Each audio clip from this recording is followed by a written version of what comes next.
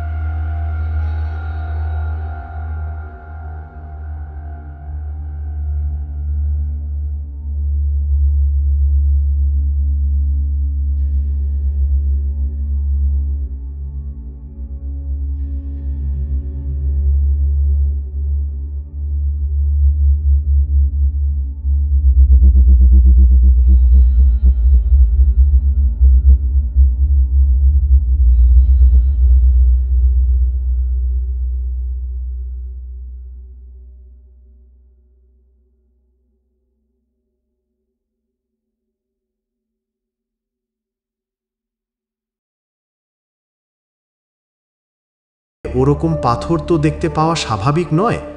আমরা পাথরটার কাছে গেলাম। সেটার গায়ে শ্যাওলা জমে গেছে। আমি পাথরটার গায়ে হাত দিয়ে বললাম, সমুদ্রের তলায় অনেক জায়গায় ডুবো পাহাড় থাকে, হয়তো গঙ্গার এখানটাতেও ডুবো পাহাড় আছে। দ্বীপটা তৈরি হবার সময়